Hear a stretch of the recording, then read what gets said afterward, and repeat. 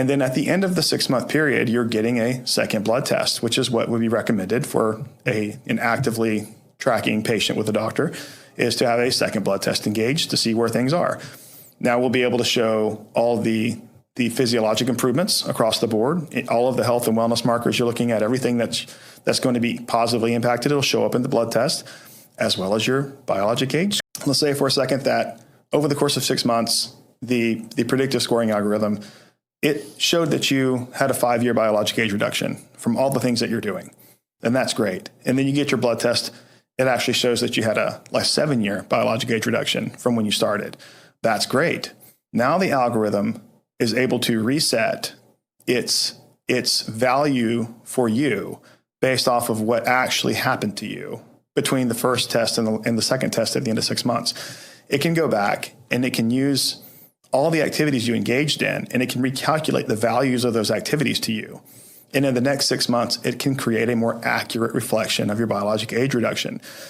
Keep in mind, it also adjusts for where you are when you start, because someone who has already achieved a 10-year reduction, the first 10 years is, let's call it easy. The second 10 years would be harder, and the third 10 years would be much harder, right? You're not going to have the same rate of success if you are, actively testing younger and younger biologically. It's going to slow down a bit. And obviously, if you're 30 years old, it'll be very difficult for you to test as a 20-year-old. There's not as much variability for your body to achieve versus if you're 70-year-old and you're testing as a 50-year-old. That's much easier for your body to accomplish because there's so much variability and possibility and changes that can occur. So that being said, the algorithm will predictively re-engage your scoring metric. So it'll be able to more accurately portray your future biologic age score. And that's what the algorithm does.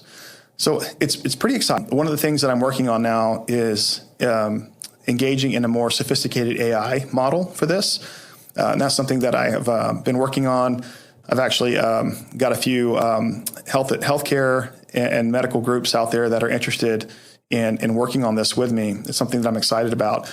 Being able to use an AI scoring metric to actually calculate biologic age in between blood tests at a fairly accurate level like this is a very important tool for a range of health and wellness. So that's something that I'm looking forward to. And that might be, a year or two out before we have something more sophisticated like that. But the algorithm is already fairly sophisticated for what it can.